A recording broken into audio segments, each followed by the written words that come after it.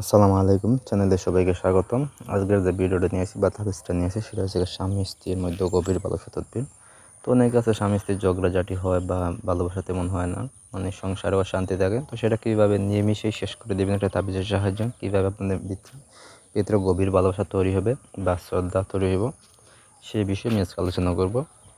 তো এরকম যদি কোনো কাজ আমার সাহায্য করাইতে চান তাহলে নিচে দেওয়া নাম্বার আছে, নাম্বার যোগাযোগ করবেন। নাম্বারটা হচ্ছে 01709914387। ইমো হোয়াটসঅ্যাপে সরাসরি কল করবেন এই নাম্বারে। তো এবার কাজের কথা, সেই কাজটা নিজেরা কীভাবে করবেন সেই বিষয়ে আমি আজকে আলোচনা করব এবং বলে দিই, স্ক্রিনে যে নকশা দেখতে পাচ্ছেন নকশার সাহায্যে আপনারা কাজটি করবেন, ঠিক আছে? তো এটা হচ্ছে স্বামী স্ত্রীর মধ্যে গভীর ভালোবাসা সৃষ্টি হওয়ার জন্য নিম্নোক্ত নকশাটি 2 টুকরো কাগজে লিখে 2টা কাগজে লিখে একটি পানিতে ধৌত করে উক্ত পানি স্বামীকে পান করাবে এবং অপরটি মাদুলিতে পরে স্ত্রীর হাতে বেঁধে ব্যবহার করবে।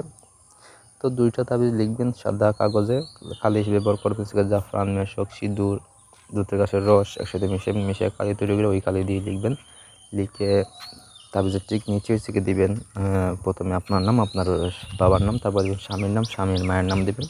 অথবা যদি কোনো স্বামী স্ত্রীর জন্য করে তাহলে প্রথমে দিবে তার নাম, স্বামীর নাম, পরে দিবে স্বামীর বাবার নাম, তারপর দিবে স্ত্রীর বাবা মায়ের নাম, ঠিক আছে?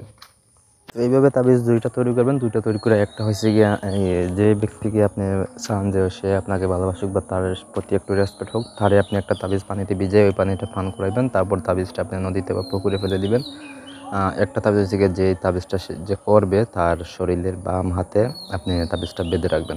ওই যদি কোনো মেয়ে লোক করে স্বামীর জন্য বা বয়ফ্রেন্ড প্রেমিকের জন্য করেন তাহলে সে মেয়ে লোকের জন্য বাম হাতে, এবং কোনো ছেলে যদি করে বা পুরুষ করে তাহলে তার জন্য হচ্ছে গিয়ে ডান হাতে ব্যবহার করবে, ঠিক আছে?